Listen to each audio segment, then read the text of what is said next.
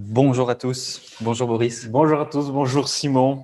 On est très heureux de vous retrouver ici pour un nouvel épisode live de Technobel, un peu particulier, puisque nous allons vous présenter les parcours qualifiants, les formations longues 2021 qui sont prévues dans les prochaines semaines au sein de notre centre.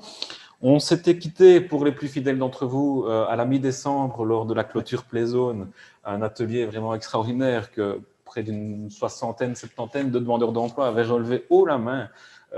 Ils avaient prototypé et mis en œuvre toutes les compétences qu'ils avaient acquises durant toute l'année. Et qui dit fin Playzone dit aussi pour les étudiants une fin de formation toute proche, puisque après l'exercice Playzone, certains avaient encore quelques semaines de formation à passer. Mais peut-être, Simon, tu peux nous expliquer un petit peu ces dernières semaines. Oui, donc après la Playzone, bien, les étudiants ont quand même eu 2 semaines de repos. Hein. Et puis, ils ont eu jusqu'ici des jurys. Hein.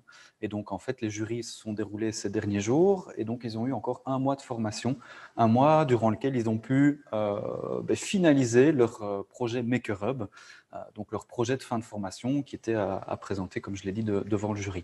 Donc, 1 mois de formation après la Playzone. Et puis ici, là, maintenant, c'est terminé pour tous nos étudiants. Donc les 3 filières principales, donc les développeurs, les admin systèmes et les cybersécurité orientées SecOps. Peut-être avant de rentrer en détail dans les formations qui seront prévues, comme je l'ai dit, dans les semaines à venir, on va peut-être revenir un peu sur le mode de fonctionnement de Technobel. Habituellement, dans un contexte plus serein, on est sur salon, on vous rencontre énormément de demandeurs d'emploi dans les salons emploi, dans les salons d'études, etc. Et on a souvent les mêmes questions. Et on voulait proposer ici à vous qui nous regardez de reparcourir un peu ces questions générales et de clarifier un peu la chose. Alors, peut-être la première question, Simon, qui vient souvent, c'est est-ce que nos formations sont ouvertes à tous? Alors, elles sont ouvertes à tous à partir du moment où on est demandeur d'emploi. Donc, il faut être inscrit comme demandeur d'emploi au Forum. Et puis alors après, si on est en ordre dans son dossier, on peut intégrer une formation qualifiante ou même une formation chez Technobel en tout cas.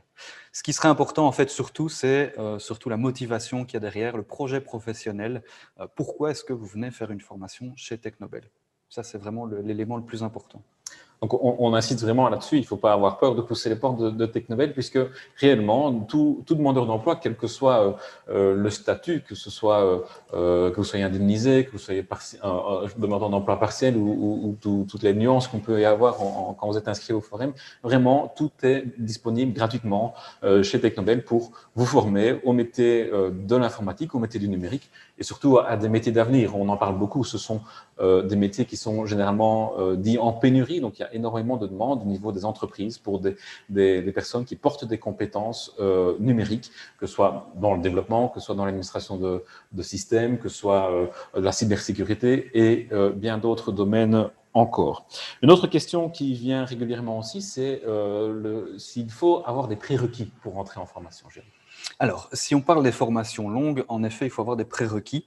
Et pour acquérir ces prérequis, on propose justement des formations d'entrée, hein, donc que ce soit sur l'algorithmie ou tout ce qui est PC, système, réseau. Donc là, c'est le module Cisco IT Essentials.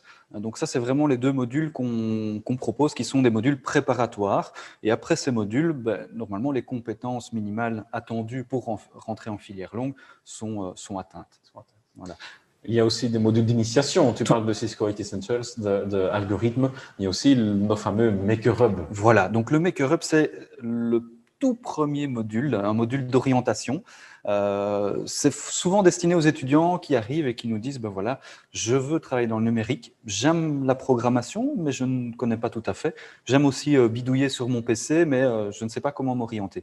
Et donc ce module de 10 jours permet juste de faire le point, de se dire, ok, je suis complètement orienté à algorithmie, programmation, ou plutôt tout ce qui est système réseau.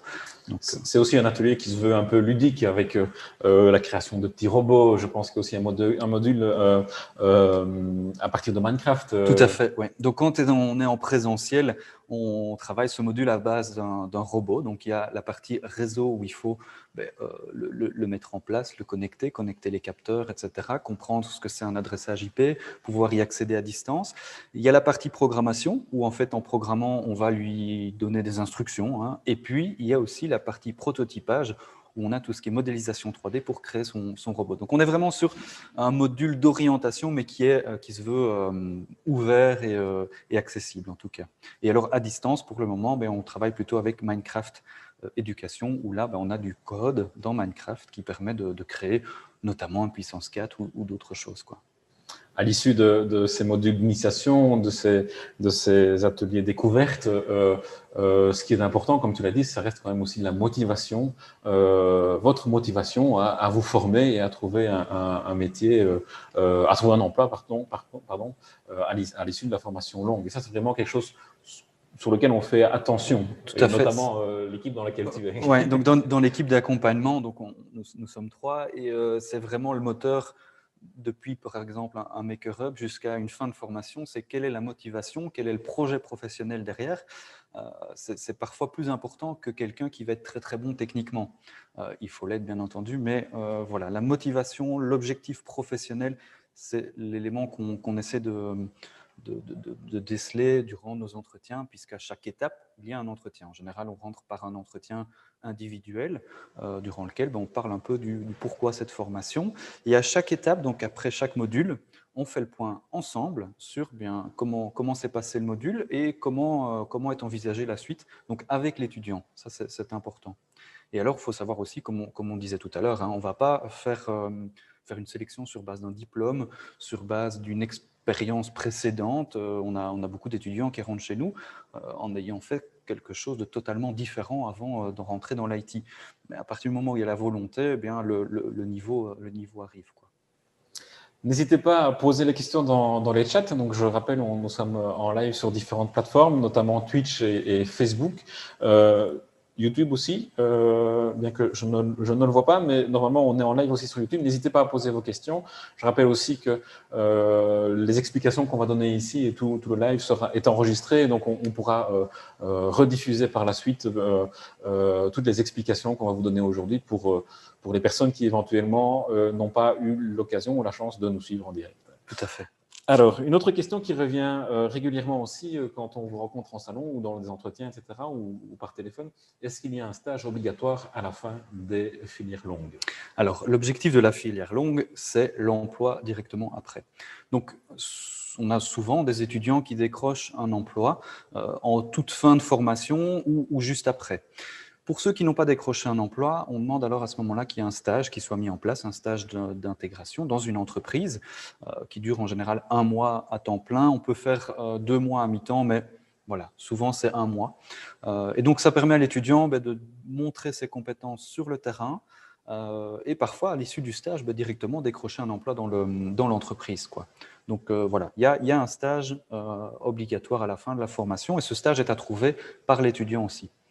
Donc le stage ou l'emploi. Donc durant toute la formation, on a différents modules qu'on appelle soft skills et dans ces modules, entre autres, on apprend avec les étudiants à travailler tout ce qui est CV, lettre de motivation, entretien d'embauche, comment est-ce que je cherche de l'emploi dans le monde de l'IT, comment est-ce que je me présente à un entretien, etc.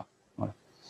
Alors, une dernière question qui vient aussi très, très régulièrement. Quelle reconnaissance, quel niveau de diplôme les demandeurs d'emploi en formation obtiennent-ils en fin de parcours? Oui. Alors, on ne va pas avoir un diplôme type un bachelier.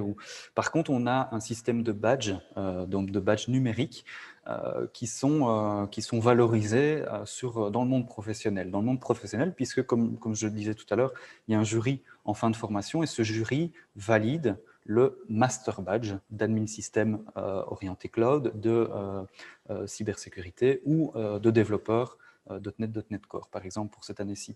Et donc, ce badge est validé par des professionnels, donc ce sont des entreprises qui viennent et qui voient si l'étudiant peut être engagé demain dans son métier. Donc voilà, il y a une reconnaissance par Technobel, une reconnaissance par les entreprises, et donc ça a une valeur, quelque part, une valeur sur le marché, quoi. Ce système de reconnaissance est vraiment un pilier de Technobel.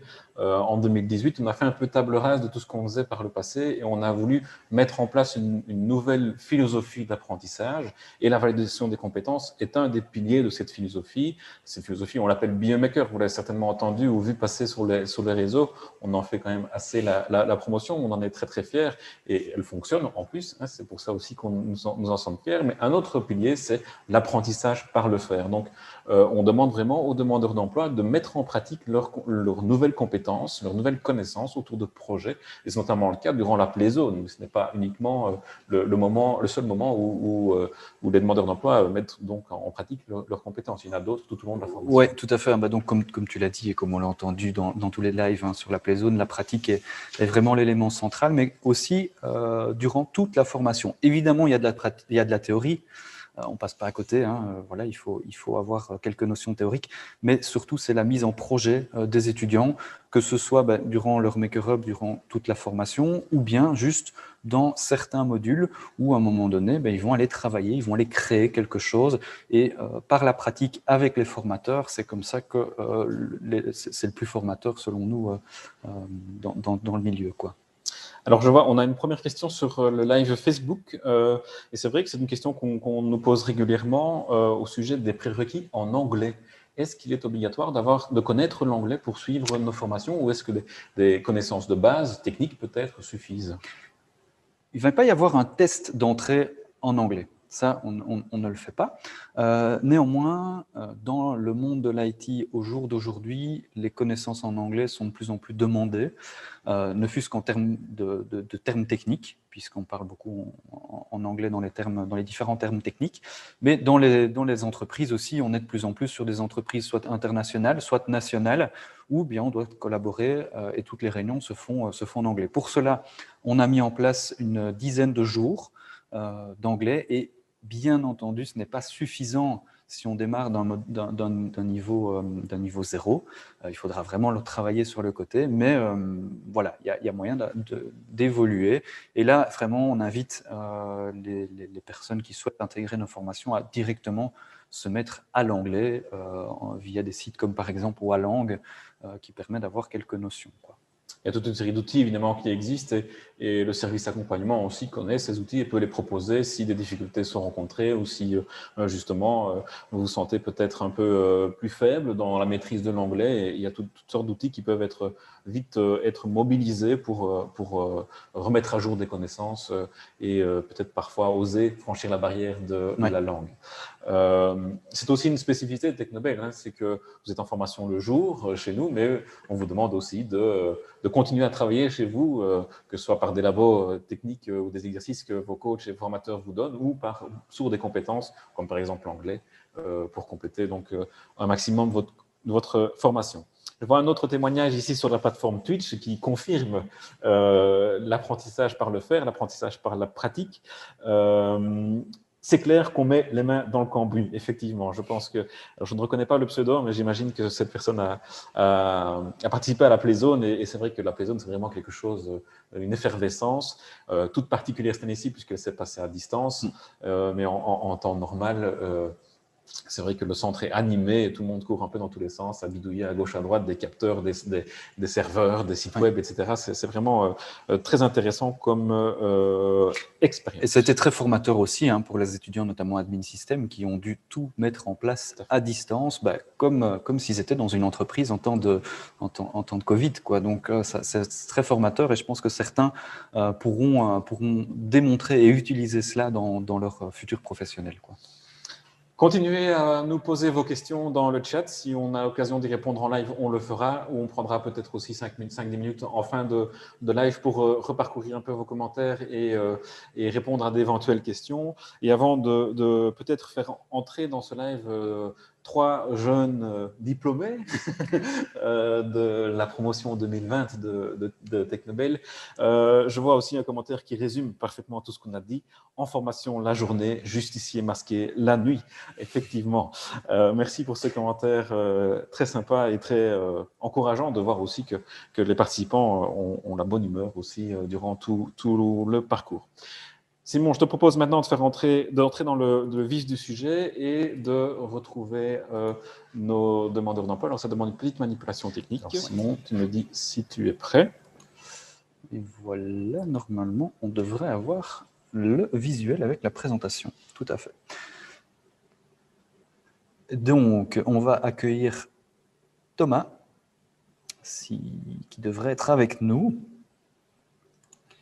pour nous parler de la filière développeur .NET. Donc, cette filière que l'on va reproposer cette année, développeur .NET Angular, donc une filière complètement orientée vers le développement. Donc, cette formation débute le 6 avril pour se terminer le 18 janvier 2022. Donc, voilà, à peu près comme cette année-ci. Hein. C'est une formation qui dure 178 jours. Donc, ça, c'est la durée totale. Et je vois que j'ai un petit souci technique, donc c'est pour ça que je bug un peu. Mais pendant peut-être, je vais reprendre des questions qui apparaissent sur le chat Facebook. Donc, les personnes qui souhaitent changer d'orientation mais qui travaillent déjà, comment se passe l'inscription et combien coûte la formation? Alors, effectivement, nos formations sont gratuites pour les personnes qui sont sous le statut de demandeur d'emploi.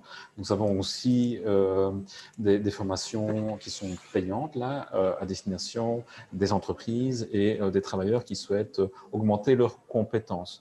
Alors, en termes de changement d'orientation, tout dépend un peu de votre statut. Certains ont parfois des préavis à prester si malheureusement ils sont dans une démarche de changement d'emploi, d'orientation. Et donc là, pour répondre à votre question, c'est une situation un peu plus particulière et je vous invite à prendre contact avec nous par téléphone ou par mail pour qu'on puisse vous expliquer tout ça plus en détail.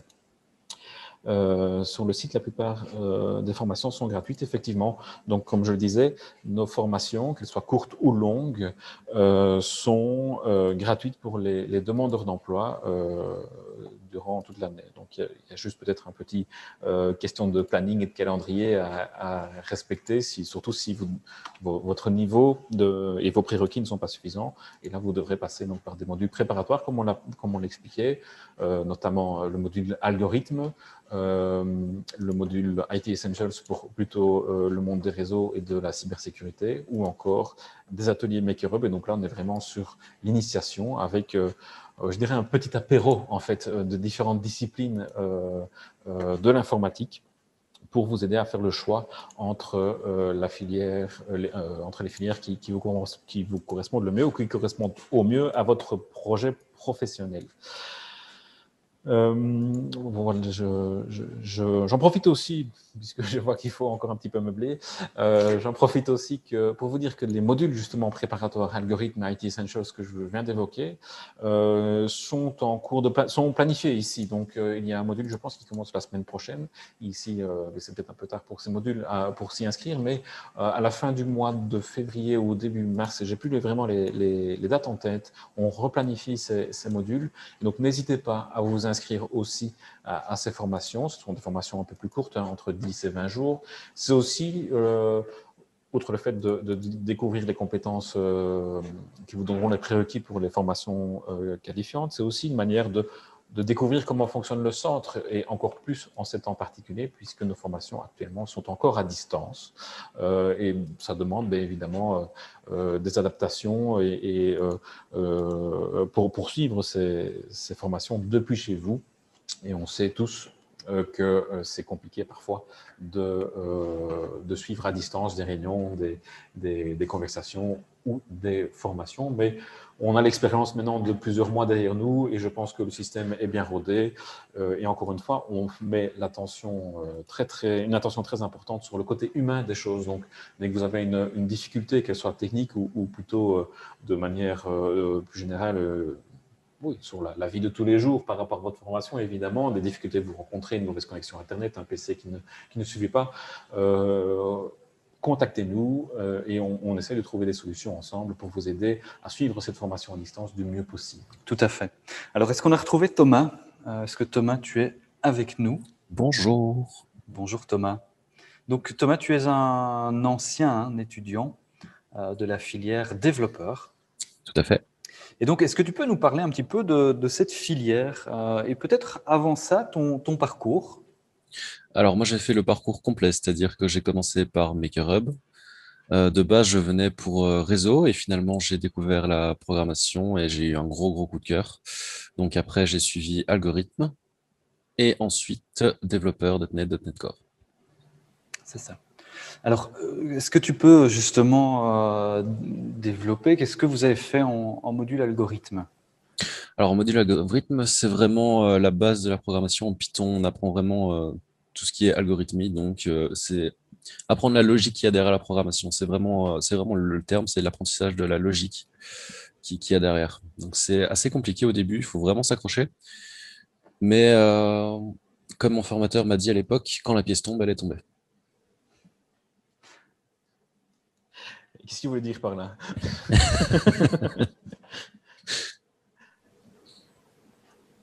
Qu'est-ce qu'il voulait dire selon toi? Ah, il voulait dire que c'est l'apprentissage d'une logique. Donc forcément, au début, on est un peu bloqué, c'est quelque chose qu'on ne connaît pas. Personnellement, je n'avais jamais touché à la programmation de toute ma vie, donc j'avais des a priori et je ne comprenais pas ce que je faisais. Il y avait énormément de magie dans toute la programmation. Et quand la pièce est tombée, c'est-à-dire que quand on a fait on a un déclic à un moment qui nous débloque et on comprend et on arrive à bien visualiser ce qu'il faut faire. Voilà ce qu'il veut dire par là. Ok, très bien. Alors, au quotidien, comment s'est passée ta formation? Comment est-ce que tu l'as vécu? À quoi est-ce qu'il faut s'attendre si tu avais quelqu'un qui dit, ben voilà, je souhaiterais devenir développeur chez Technobel, à quoi il faut s'attendre, ouais. Il faut s'attendre à passer ses soirées à regarder de la documentation sur Google, forcément. Il faut quand même pas mal bosser, hein. Faut pas le cacher, il faut vraiment bosser après journée, etc. Le week-end aussi, surtout qu'on a des productions à rendre régulièrement, qui sont des petits projets sur les modules qu'on voit actuellement, qui sont très intéressants parce que ça nous permet d'ancrer la matière. Maintenant, c'est beaucoup de Google, comme je l'ai dit, et en formation longue, on switch entre beaucoup de technologies pour voir vraiment un grand panel. Donc, il faut aussi apprendre à voir ses affinités et à pousser un peu plus loin que ce qu'on voit en cours. Parce que forcément, en voyant beaucoup de technologies, on n'a pas le temps d'approfondir comme on aimerait parfois. Donc, l'idéal, c'est de travailler chez soi et de faire des petits projets sur le côté et ne vraiment pas hésiter à joindre les formateurs ou même le service accompagnement qui sont vraiment, ils ont été au top tout au long de la formation, malgré les conditions Covid, ils étaient toujours joignables. Donc, il faut vraiment pas hésiter. Alors, est-ce que tu peux, en quelques mots, nous expliquer c'est quoi un développeur? Un développeur, c'est quoi? Alors, c'est une personne qui aime rester bloquée pendant des heures devant un écran pour au final, en 10 secondes, avoir une satisfaction assez conséquente. C'est comprendre les besoins d'un client, vouloir leur faciliter la vie et aussi avoir cette petite curiosité qui fait que on va aller dans le debugger, voir comment sont faits les structures et vraiment essayer de comprendre ce qui nous entoure dans le monde informatique. Il faut également avoir l'esprit créatif et l'envie de créer. Ouais, c'est ça, voilà, c'est ce que j'allais dire, justement, être créatif et être ouvert aussi un petit peu toutes les technologies et ne pas hésiter à aller voir ailleurs aussi, quoi. Tout à fait. Est-ce que tu peux nous parler peut-être un petit peu des entreprises durant la formation? Comment ça s'est passé? Alors, on a eu l'occasion d'être avec les entreprises à plusieurs reprises. Il y avait la préparation jury où justement on nous apprenait à défendre notre projet. Où il y a une entreprise du Luxembourg qui est venue analyser notre projet pour justement un peu voir comment une entreprise allait voir notre travail. Et au final, ça a été très instructif. Il y a aussi au jury, évidemment, hein, où il y a toutes les entreprises qui sont présentes, qui sont très sympathiques, qui nous donnent beaucoup d'informations. Il y a après la Playzone également, où on a des réunions et l'occasion de discuter avec les entreprises qui nous intéressent après qu'ils se soient présentés. Donc, on peut vraiment les contacter et voilà, Technobel fait en sorte qu'on soit assez proche justement de ces entreprises-là et qu'on ait l'occasion de discuter avec eux régulièrement pour se faire une bonne idée du métier qui nous attend. Ok. Qu'est-ce qui se passe pour toi demain? Toujours une recherche de stage parce que condition Covid, c'est un peu compliqué, le présentiel étant banni. Voilà, mais plusieurs de mes collègues ont trouvé, donc je reste positif. Allez, Effectivement, je pense aussi que le contexte est un peu particulier, mais gardez courage. L'IT est un secteur qui regorge de demandes, donc quasi tous les métiers de l'informatique sont en pénurie, en fait. Donc, il y a certainement de la place pour tout le monde. Pour autant, évidemment, que les compétences soient derrière, des compétences techniques, mais aussi des compétences plus transversales. Tu parlais de créativité, de persévérance, le fait de savoir s'exprimer aussi et de comprendre les demandes de différents clients, que ce soit des clients externes, que ce soit des demandes de vos collègues. Tout ça sont des compétences évidemment qui sont extrêmement aussi recherchées par les entreprises. Et donc voilà, il y a de la place pour tout le monde, je pense. Le contexte fait que c'est un peu plus compliqué pour le moment, mais gardons courage. Avant de passer à une autre filière, je vois justement une petite question concernant les formations en développement. Alors, je reprends. J'ai suivi le Maker Hub Algo et Algo en décembre. Quelle est la suite pour les personnes qui souhaitent suivre la filière programmation? Oui, alors très bonne question. On va passer sur un format de séance d'information. C'est-à-dire que le 22 février et le 22 mars auront lieu 2 séances d'information concernant la filière développeur .NET Angular. Donc, ce qu'il faut faire, c'est téléphoner au 0800 188 22, donc 0800 188 22, et simplement vous inscrire à la séance d'information. Donc, l'une des deux, en fonction du nombre de personnes inscrites. Que vous soyez sur la première ou la seconde, ça ne changera rien, puisque nous, on fait les sélections après toutes les séances d'information, donc aux environs du 24 mars, on communique les résultats aux 12 participants qui seront sélectionnés pour cette formation. Voilà. C'était une autre question aussi. Les 2 journées d'information seront-elles suivies d'un entretien? Donc, ce sont bien 2 journées séparées. Vous inscrivez à l'une ou à l'autre. On n'est pas obligé de suivre les deux. Et puis après, la sélection, comme tu l'as. Voilà. Donc, pour toutes les séances d'info, hein, que ce soit du développement ou de l'admin-système ou de la cybersécurité, on passe donc par une séance d'info durant laquelle on explique le programme, les dates, etc. On fait certainement intervenir des anciens étudiants ou des formateurs pour vraiment expliquer le but de la formation, les tenants et les aboutissants. Et puis, s'en suivra des tests psychotechniques, puisque nos formations sont proposées en collaboration avec le Sephora. Et avec le Sephora, on fait passer des tests psychotechniques, donc français, maths, logique.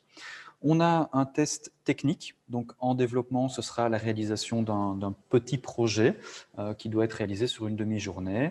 Et puis, s'en suivra un entretien de motivation. Donc là, on définira avec l'étudiant, est-ce que c'est une bonne formation? Est-ce que l'étudiant est capable de suivre cette formation, que ce soit en termes de venir jusque ciné ou en termes de compétences? Est-ce que le niveau minimum est là? Et puis surtout, quelle est la motivation professionnelle, le projet professionnel qui est là derrière, quoi. On favorise aussi l'esprit de groupe, puisqu'on a 12 étudiants. Donc ça, c'est aussi un des points qu'on essaie d'évaluer durant les entretiens de motivation, c'est l'esprit de groupe, l'ambiance de groupe durant la formation. Pour l'admin système et cybersécurité, on fonctionne de la même manière. On aura un test plutôt à ce moment-là sur des connaissances, adressage IP, masse du sous-réseau, etc., etc. Eh bien, je te propose maintenant de découvrir un autre sujet passionnant avec Margot, la cybersécurité. Donc, de plus en plus d'entreprises recherchent évidemment des profils qui sont capables de sécuriser toute leur infrastructure informatique. Et donc, j'invite Margot. Est-ce que tu nous as rejoints? Oui. Alors, je suis là. Voilà. Bienvenue Margot. Alors, juste pour introduire la formation cybersécurité. Donc ça, c'est une formation qui durera globalement la même durée. On est sur 163 jours, qui elle débute le 12 avril pour se clôturer le 19 janvier 2022. Bonjour Margot. Bonjour. Alors, justement, pas une semaine se passe sans qu'on entende parler d'une attaque en cybersécurité. C'est un sujet très médiatique, hein, très populaire. Mais finalement, c'est quoi la cybersécurité ? Alors, pour moi, la cybersécurité, travailler en cybersécurité, c'est vraiment mettre ses compétences à profit afin de sécuriser et stabiliser un système. L'avantage du domaine de la cybersécurité, c'est qu'il est très, très large. Et du coup, à l'issue de cette formation, vous pouvez tant vous dirigez, comme certains des étudiants de mon groupe, vers des pistes plus techniques ou au contraire des pistes moins techniques. Et du coup, tout le monde peut trouver vraiment sa branche de préférence. Alors, quand je suis en entretien, hein, on a souvent des gens qui nous disent, ben voilà, moi j'ai vu dans le film un tel, un white hat, je veux pirater les pirates, je veux sauver le monde. Alors, est-ce que c'est ça la cybersécurité? Alors, il y a une chose qu'il faut retenir, c'est que dans toute cette partie hacking, entre guillemets, il y a surtout le mot qui le précède, qui est ethical. Donc, il y a vraiment un côté éthique à cette fonction, ou alors nos audits de sécurité débouchent sur des recommandations pour améliorer la situation. Le but n'est pas de mettre à mal ou aller contre la loi ou de mettre à plat littéralement un réseau. Donc, déjà, on a un côté assez éthique qui est présent. En second temps, il faut savoir que la cybersécurité, c'est énormément d'analyse. D'accord? Donc, c'est pas mal d'analyse de trame, de compréhension globale du réseau, le flux des données. Et du coup, ce n'est pas, en tout cas, le quotidien n'est pas du tout comme dans les films. Non. Voilà, on n'est pas sur l'image, et ça, ce sont tous les domaines de l'informatique. Hein. On n'est pas sur l'image du la gars personne avec capuche, le suite, ouais, pas voilà, du tout. 50 écrans, tous les trucs dans le noir, dans sa cave, à se cacher. Qu'on soit en cybersécurité, en admin système ou en développement, on n'est pas du tout sur ces métiers-là. Au contraire, il faut pouvoir communiquer, travailler en équipe et pouvoir parfois défendre un projet devant un client. Exactement, surtout le travail en équipe. À l'issue de cette formation, je peux quand même le dire, ça a quand même été déterminant pour tout le monde. On a vraiment travaillé en collaboration malgré la situation sanitaire. Donc, il y a vraiment des soft skills qui sont développés et on est d'ailleurs accompagné pour ça tout au long de la formation. Alors, si tu devais conseiller la formation à quelqu'un de ton entourage, à quoi devrait-il être vigilant? Très certainement la motivation qu'il y a derrière avant de se lancer dans ce projet. C'est quand même une formation qui est longue. Alors, les horaires, c'est de 9 à 17, 5 jours sur 7. Et honnêtement, ça demande pas mal d'investissement, car comme vous l'avez dit précédemment, il faut travailler encore à côté pour atteindre les objectifs qu'on s'est fixés. Et du coup, pour moi, c'est vraiment la motivation et la construction d'un projet professionnel qui est déterminant pour tenir tout au long de cette formation et l'orienter selon nos envies. Ouais, très, très bien résumé. Et est-ce que tu pourrais nous parler d'un moment fort durant cette formation pour toi? Alors, le moment fort, je pense que ça a été celui où on s'est, dans l'équipe, tous habitués à un moment donné à travailler à distance. Donc, il faut savoir que nous, on avait toujours, grâce à notre formateur Jean, une session ouverte où on pouvait interagir tous ensemble. À côté, on avait également Discord, où on pouvait communiquer plutôt entre étudiants, que ce soit par vocal ou par message. Et à un moment donné, dans la dynamique, assez rapidement par ailleurs, on s'est tous habitués à être à distance, à communiquer, à interagir, pas forcément sur la formation, mais même sur des sujets divers, des sujets quotidiens. Et pour moi, je pense que ça a été un moment fort où alors la dynamique de groupe s'est vraiment mise en place. Une dynamique de groupe malgré le fait d'être à distance, quoi. Oui, exactement. Ça rejoint un peu une question aussi, j'en profite, une question sur le chat Twitch. Qui demandait justement est-ce qu'on allait faire tout à distance ou est-ce qu'on allait autoriser des moments en présentiel en fonction de la situation Covid. Évidemment, cette question est un peu difficile à répondre puisqu'on dépend du contexte, évidemment. Tout ce qu'on peut dire aussi, c'est que le système qui a été mis en place à distance semble fonctionner. On a des retours positifs, en tout cas, de la part des participants. Évidemment, il y a des petits couacs, bon, voilà, ça c'est le contexte. Mais comme je l'ai dit, on essaye toujours de faire en sorte que la situation se passe le mieux possible. Et Margot ici évoque aussi que des canaux de communication se mettent en place entre les étudiants pour se soutenir, pour poser des questions, pour travailler ensemble. Nous, on met en place un environnement, mais rien n'empêche les participants, évidemment, de développer leurs propres canaux pour garder un esprit d'équipe, pour pouvoir aussi peut-être être plus libre dans ses expressions et faire comme si on se retrouvait à la pause autour de la machine à café ou dans les couloirs de Technobel. On sait bien que c'est un peu plus détendu que dans les moments formels. Donc voilà, la question est difficilement, on a difficile à donner une réponse à cette question puisqu'on dépend évidemment de tout le contexte qui autorise ou qui interdit des personnes ici dans le centre. Disons que durant votre formation, justement, Margot, vous avez eu peut-être 3 états, c'est-à-dire un état 100% à distance, un état, finalement, vous seriez revenu à un moment donné en présentiel, mais il y a aussi l'état entre les deux, où vous veniez à 3, hein, c'est bien ça? Qu'est-ce que vous faisiez justement quand vous étiez sur place, en équipe réduite? Quand on était sur place en équipe réduite, ça a permis d'effectuer quelques modifications sur nos appareils qui étaient tous en physique à Technobel. Et du coup, ça nous a permis d'effectuer les modifications nécessaires pour un retour à distance complet, comme on était un peu dans le flou, n'est-ce pas? Cette situation est un peu particulière parce qu'on ne sait jamais, on n'est jamais sûr de ce qui va se passer dans 2 semaines. Et du coup, ça a été l'occasion, oui, pour nous de tout mettre en place et également de se rencontrer en vrai. Oui, c'est ça. Et préparer comme peut-être dans la vraie vie, hein, dans un vrai environnement professionnel dans lequel on ne sait pas de quoi demain va être fait et donc on prévoit l'imprévisible. Exactement. Très bien. Merci Margot pour ton intervention et ton témoignage de ton expérience. On te souhaite évidemment le meilleur dans la suite de ton parcours et n'hésite pas à nous faire un petit coucou à l'occasion et peut-être à nous expliquer aussi ce que tu es devenu suite à la formation. Et à revenir dans un prochain live l'année prochaine ou fin de cette année. Merci beaucoup. Voilà. Alors, donc on rappelle donc cette séance d'information pour la consultant en cybersécurité. Elle aura lieu le 8 mars et le jeudi 1er avril pour une formation qui débutera du 12 avril jusqu'au 19 janvier, donc 163 jours. Et donc, au niveau module préparatoire, on a ce qu'on a le module Cisco IT Essentials qui peut préparer à cette formation.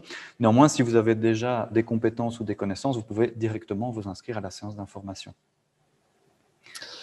Eh bien, Simon, je te propose de passer à la 3e filière qui est prévue en collaboration avec le Sephora, la filière administrateur système orienté Cloud Azure. Et pour témoigner de cette formation, bien qu'elle est un peu modifiée par rapport à la formation qui vient de se terminer, je te propose d'accueillir Jonathan. Voilà, donc on va accueillir Jonathan et cette formation-ci débutera le 19 avril pour se terminer, elle, le 20 janvier. Et vous voyez que les séances d'infos sont aux mêmes dates, hein, donc le 8 mars et le 1er avril, parce qu'on est souvent confronté à des étudiants qui aiment bien un petit peu les deux et qui ne savent pas tout à fait se positionner. Alors plutôt que leur dire vous venez aux 2 séances d'information, bien comme ça ils ont les infos par rapport aux 2 filières en même temps et peuvent se positionner directement après, puisque ce sont 2 filières dans le monde du réseau. Bonjour Jonathan. Bonjour, je ne sais pas si on m'entend. On t'entend. Alors, est-ce que tu peux nous dire, l'administrateur système au jour d'aujourd'hui, c'est essentiel, hein, oui, tout à fait. Sans lui, il n'y a peut-être pas grand-chose qui tourne. Et donc justement, est-ce que tu peux nous dire quel est son rôle, quel est son métier? Alors nous, en tant qu'administrateur système, déjà, notre rôle, ça va être monter l'infrastructure si elle n'est pas déjà montée, ou du moins la maintenir. On est, on va dire, le pilier qui maintient la structure de tous les autres qui travaillent dans le numérique. Donc, par exemple, les développeurs, entre autres, auront besoin d'infrastructures, par exemple un serveur IS pour leur site web, entre autres, ou une base de données SQL. Ils peuvent très bien bosser donc sur leur ordinateur pour faire leur code et tout, mais à un moment, il faudra pousser le code pour le mettre en production.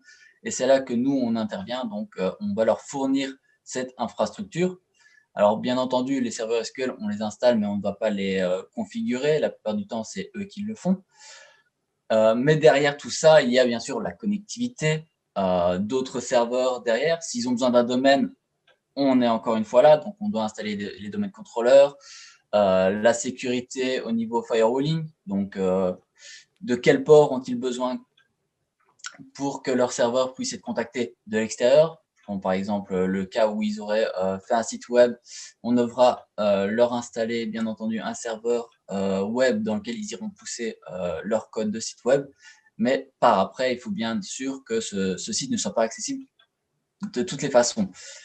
Je prends le cas, par exemple, quand vous contactez un serveur en HTTP ou HTTPS, c'est de notre côté, en tant qu'administrateur système, que dans les firewalls, on va aller ouvrir ces fameux ports 80 pour l'HTTP et 443 pour l'HTTPS. Ces serveurs ne peuvent pas être contactés d'une autre façon. Ce serait une faille de sécurité. Donc voilà.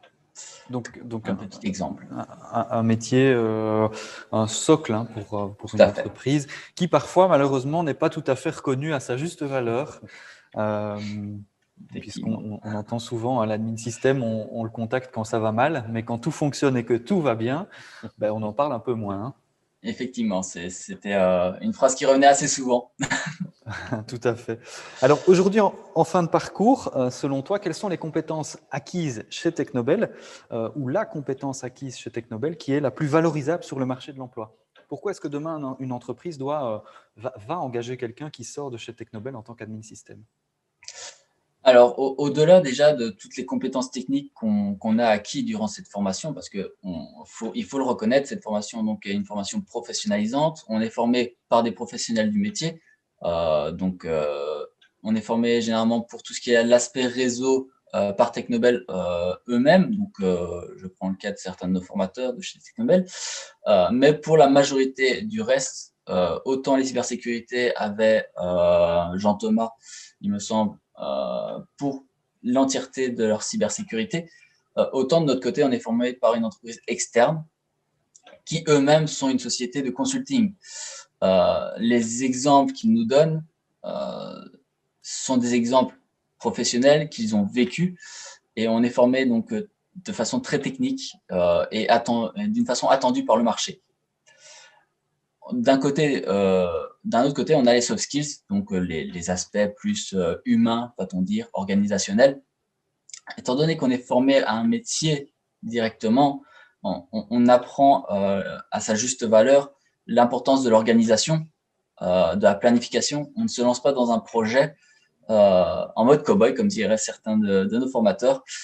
On planifie et on doit organiser vraiment tout cet aspect-là avant de se lancer dans le technique. Et je pense que ces compétences nous permettent d'être ready sur le marché grâce à tous ces beaux conseils qu'on a reçus. Alors justement, tu parles des soft skills. Toi, personnellement, comment est-ce que tu as vécu ces modules soft skills? Il faut l'avouer, je pense que ça peut être le cas de tout le monde. Les premiers jours, on est un peu dubitatif sur l'utilité de tous ces petits cours soft skills. Mais vraiment au fur et à mesure de leur évolution, de l'évolution de la formation, de petits entretiens qu'on pourrait avoir avec des entreprises, que ce soit pour un stage ou pour une offre d'emploi, on se rend compte de leur utilité. Je prends par exemple la fameuse méthode SMART.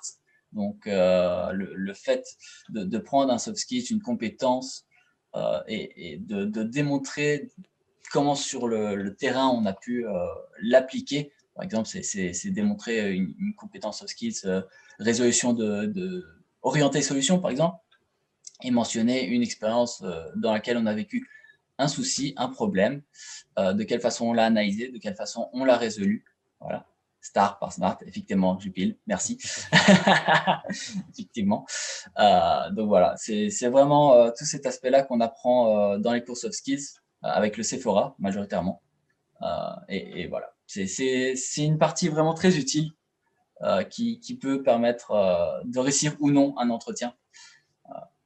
Pour reciter l'un de mes collègues qui revenait d'un entretien, il est revenu en nous disant de très bien bosser cette méthode STAR pour nos entretiens futurs. Donc voilà.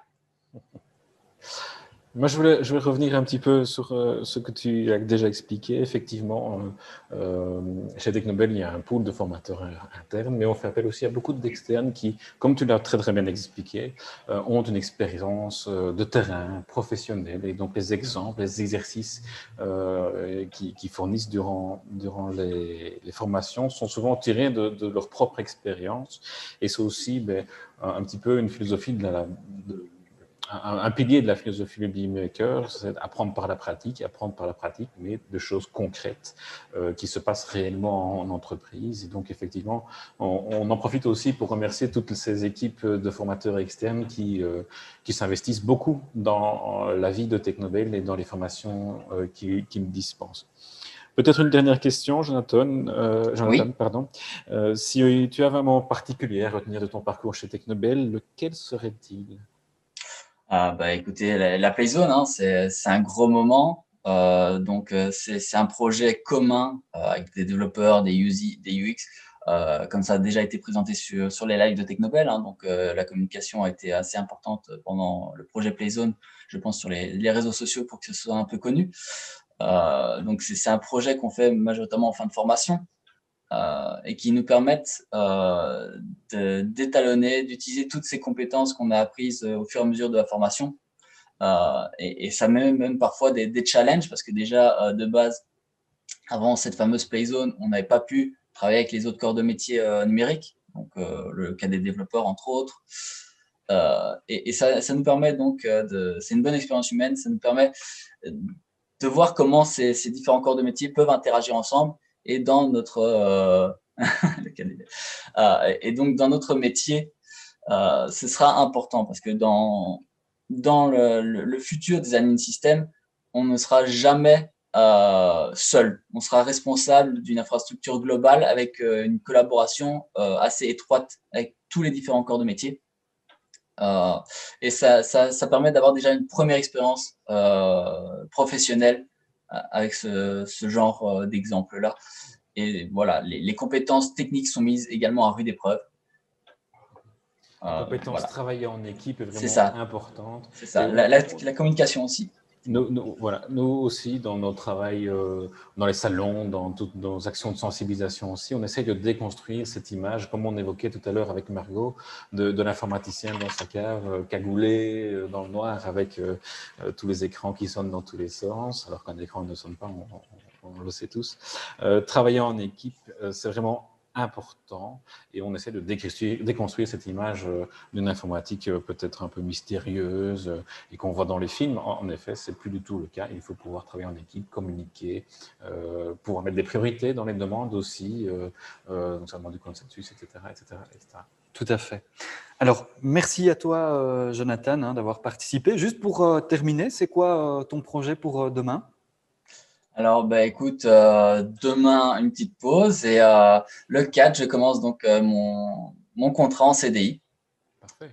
Dans une fameuse entreprise près de Namur, voilà, que je ne citerai pas en live. Non, bien sûr. Quel sera ton métier demain? Administrateur système en consulting, donc majoritairement faire déjà ce que je faisais déjà en formation, donc monter des infrastructures, les maintenir, la sécurité, aller chez des clients, aller chez des entreprises, résoudre leurs soucis, monter leur infra. Voilà. Eh bien, on te souhaite beaucoup de succès dans tes nouvelles fonctions et comme on le disait tout à l'heure, n'hésite pas à venir nous faire un petit coucou ou expliquer un petit peu ton parcours et ta vie qui commence donc après-demain. Il n'y a pas de souci. Merci à toi. Merci. Et donc, je rappelle donc cette séance d'information pour le métier d'admin système orienté cloud qui se déroulera donc le 8 mars et le 1er avril. Donc, pour vous y inscrire, 0800 188 22 et simplement vous serez recontacté par la suite avec toutes les infos concernant ces séances d'information qui se dérouleront toutes les 3 à distance. Merci Thomas, merci Margot, merci Jonathan d'avoir répondu à nos questions et de nous avoir consacré un peu de temps. Je propose, Simon, avant de passer à la clôture, de repasser peut-être en revue les commentaires et les quelques questions qui sont passées durant les interventions, notamment la manière dont on résout parfois certains problèmes techniques du fait que les étudiants soient chez eux. Donc il y a des problèmes de connexion, il y a des problèmes de matériel. Qu'est-ce qu'on peut mettre en place pour eux ? Alors, pour les problèmes de connexion, malheureusement, on a peu de levier à ce niveau-là. Néanmoins, pour tout ce qui est ressources techniques, on prête à nos étudiants, on leur met à disposition du matériel, des PC, PC portables, qui leur permettent de suivre les formations et de tout mettre en place pour que tout se passe bien. On a également tout un environnement de formation à distance avec différents channels, différents chats et des formations qui sont données en live, en visioconférence, s'il faut vraiment le faire à distance. Donc ça, ce sont vraiment les principaux éléments. Et puis l'équipe de Technobel aussi, que ce soit les formateurs internes, externes, mais aussi le service d'accompagnement, on est disponible très très souvent et pour les étudiants, quelle que soit la question ou la crainte, quoi. Alors, une autre question, peut-être un peu moins en lien avec tout ce qu'on vient de présenter. Mon projet professionnel est travailler avec l'impression 3D. Je me suis déjà familiarisé avec le programme Fusion 360. Vers quel module je dois m'orienter? Alors, des modules impression 3D, pour le moment, c'est un peu en stand-by, hein. Néanmoins, vous pouvez toujours rester sur notre site technobel.be. Et donc là, lorsqu'on activera une formation ou un module orienté impression 3D ou prototypage, eh bien, vous pourrez directement vous y inscrire, quoi. Voilà, je rappelle aussi que Technobel fait partie d'une plateforme qui s'appelle numeria.be. Cette plateforme reprend en fait les 5 centres de compétences qui sont spécialisés dans les métiers du numérique. Donc on va vite les citer, le CPGRA à Gosselies, Technofuturtique à Gosselies aussi, Technocité à Mons et Technifutur à Liège. Ces centres fonctionnent un peu comme Technobel. On propose plus ou moins les mêmes formations et des spécialisations parfois différentes, et notamment au niveau impression 3D. Je pense en particulier au centre CPGRA et Technocité, qui ont peut-être de manière plus régulière, en tout cas, des formations dans ce domaine qui sont planifiées dans leur agenda. Donc, n'hésitez pas, numeria.be, vous avez tous les contacts sur les différents centres de compétences. C'est aussi une manière de trouver les centres qui sont les plus proches de chez vous, si vous êtes un peu éloigné de Ciney ou de Namur, puisque nous avons aussi un local à Namur. Et donc, certaines de nos formations, quand elles peuvent se produire en présentiel, sont planifié à Namur au sein du TRAC, qui est un de nos partenaires privilégiés. Je reparcours en vitesse s'il y a des autres commentaires. Très bonne expérience humaine et technique, ça fait toujours très plaisir à lire. Alors peut-être pendant que tu parcours les commentaires, c'est vrai qu'on a parlé de l'implication des étudiants. On a beaucoup parlé du temps, etc. Faut savoir que ces formations qui débutent plus ou moins au mois d'avril pour se terminer au mois de janvier sont en 5 jours semaine, 9h, 17h. Et au niveau des congés, il y a la dernière semaine de juillet et la première d'août, ainsi que 2 semaines durant la période de Noël. Sinon, voilà, on est sur 5 jours semaine. Ça ne doit pas néanmoins vous décourager, hein. C'est tout à fait possible, c'est tout à fait réalisable. Il faut juste s'investir et savoir qu'il y a un investissement énorme. On dit souvent qu'il faut presque mettre sa vie entre parenthèses pendant 1 an. Mais on a eu des étudiants qui suivaient des cours du soir et qui suivaient les cours en journée chez nous. On a eu des jeunes papas, des jeunes mamans. Donc voilà, c'est tout à fait possible de goupiller les deux, mais il faut vraiment savoir que ça demande un énorme investissement. Je vois une autre question ici. Quels sont les points positifs, les points négatifs, ou les points forts, les points faibles entre administrateur système et cybersécurité? Dans le chat, on a amené quelques éléments de réponse. Merci Jeff. Mais je vous propose ici de vous inscrire aux séances d'information. Comme vous l'avez vu, elles se passent les mêmes jours pour les filières administrateur système et cybersécurité. C'est l'occasion de poser aussi ces questions et de voir un petit peu quelle filière vous correspondrait le mieux. Voilà, je pense les formations ont-elles reconnues pour le Luxembourg? Effectivement, ici, donc comme on l'a dit, le niveau de reconnaissance vous n'aurez pas un diplôme, on va le dire clairement, vous n'aurez pas un diplôme en sortant des formations Technobel. Vous aurez par contre des badges de compétences. Alors ça peut paraître simpliste, mais en fait derrière ces badges, il y a vraiment un travail de validation des compétences que vous aurez acquises durant votre parcours de formation par des entreprises, par des professionnels qui vont vous challenger autour de projets que vous aurez réalisés. Par exemple, dans le développement, dans le monde du développement, on peut poser comme question pourquoi vous avez choisi tel type de langage, tel type de structure, etc., plutôt qu'un autre. Et donc là, vous devrez vous justifier et prouver que vous avez fait le choix de la bonne technologie pour le projet que vous avez décidé de mener. Et donc, ce système de jury va vraiment vous donner une reconnaissance sur la maîtrise des compétences que vous aurez acquises durant votre formation. Et cette maîtrise de compétences, elle n'a pas de frontières. Donc, vous pouvez évidemment la valoriser dans toutes vos recherches d'emploi et les défendre devant les employeurs que vous rencontrerez éventuellement. Et c'est là tout l'intérêt de faire intervenir les entreprises dans les jurys, parce que voilà, l'entreprise sait ce